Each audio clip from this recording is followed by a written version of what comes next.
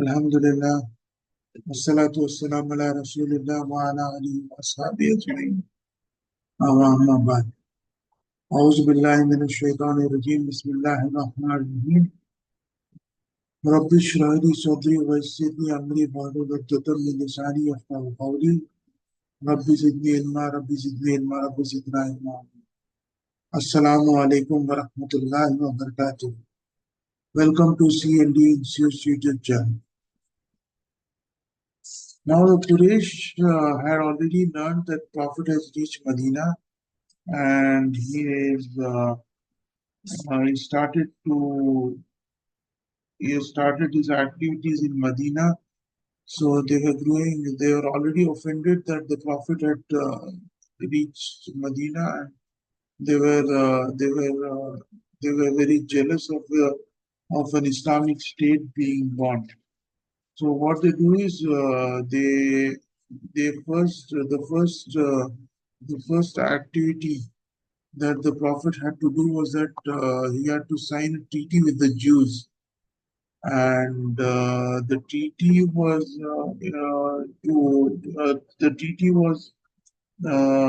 related to the inter-Muslim relationship, the relationship with the Muslims and the Jews. So that is what is called the inter-Muslim relationship, and they were the people who were closest to Medina, and the Jews actually were the people who were closest to Medina and were still harboring evil intentions and nursing bitter feelings of resentment. Okay, so this was the reason why the Prophet started to build build rapport with the Jews, because he wanted to provide peace, security, and prosperity to all of humanity at large. Okay, so this was the reason why the Prophet said, and the treaty the contents of the treaty was written in the book. I'll just read it. The Jews of Bani Auf are one community with the believers. The Jews will profess their religion and Muslims will profess their religion. The Jews shall be responsible for the expenditure and the Muslims for theirs. If attacked by a third party, each shall come to the help of the other. Every party should hold counsel with the other. Mutual relations shall be founded on righteousness. Sin is totally excluded. Neither shall commit sins to the prejudice of the other. The wrong party shall be aided. The Jews shall contribute to the cost of war as long as they are fighting alongside the believers. This was one of the trademarks of the treaty, that the Jews will have to contribute to the cost. Medina shall remain sacred and inviolable for all that join this treaty. Should any disagreement rise between the signatories to this treaty, then Allah the All High and His messengers will settle the dispute. The signatories to the treaty shall boycott the Quraysh commercially. They shall also abstain from extending any support to them. Each shall contribute to defending Medina in case of foreign attack or its respective area. This treaty shall not hinder either party from seeking lawful revenge. So these were the contents of the treaty. Like you can see, it was more of a relationship which what they wanted. The Prophet wanted to. It was more of a social treaty, and also it was a commercial treaty also, because it spoke about boycotting Quraysh. Yeah. So the next was the Quraysh came to know about uh, the next Quraysh came to know uh, about these movements of the they contacted Abdullah ibn Ubay bin Sulul. Abdullah bin Ubay bin Sulul, there's a mistake over here. The chief of the Madini polities, Aus and Bani Aus and Bani Khazraj. Okay, so he was the chief of those tribes. They contacted him. They spoke harshly very they gave a strong ultimatum saying that to fight or expel the Prophet from Medina.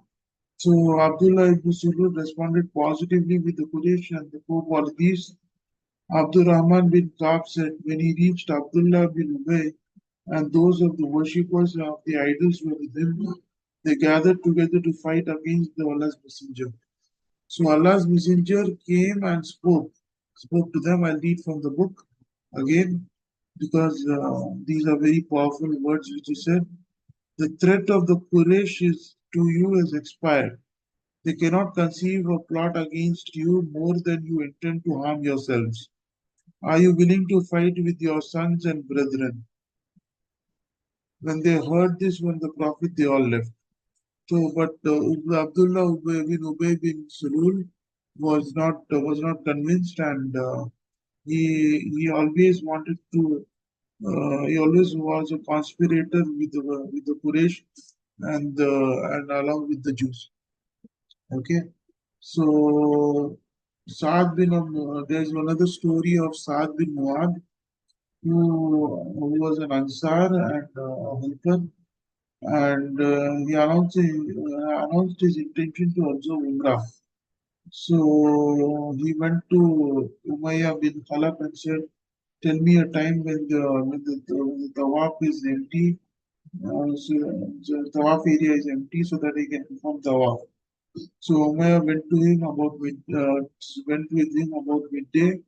Abu Jahl met him and said, "Oh Abu Safwan, who is this man accompanying you?" He said, "He's Saad." Abu Jahl addressed Saad, saying, "I see you wandering about safely in Makkah in spite of the fact that you have given shelter to the people who have changed their religion and support. By Allah, if you were not in the company of Abu Safwan, you would have gone to your family. You would not have gone to the family safe and sound." So Saad bin Muad just raised his voice by saying that by Allah, if you should stop me from doing this, I'll certainly stop you with something which is more valuable to you, that is your passageway through Medina. So this was the statement that he made, and then the Quraysh sent letters after letter to the Prophet, and saying that they would kill all the Muslims would be killed in the homeland, and so he was also no the Quraysh also were.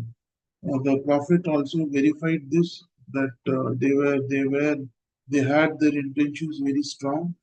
So when this happened, then the Prophet requested Sahabas to just keep a watch and mm, to watch during the night. Okay, so Saad ibn Abi Waqqas, he's a different Sahabi. Saad ibn Abi Waqqas came upon and he tried to serve as a guard to the messenger. Okay, so the permission to fight was given later on. After seeing all this, Allah just revealed the verse of fighting, and so the permission of fight was revealed in Medina and not in Makkah. And so when this verse was revealed, the Prophet became very enthusiastic. He tried to show enthusiasm in front of the polytheists and the Jews that they have changed the strategy from now being the oppressed to being the aggressors.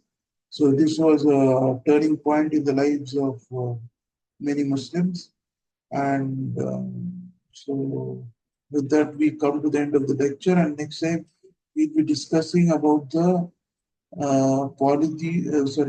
the invasions and all the events that were um, which were which were before Badr, which led to Badr actually.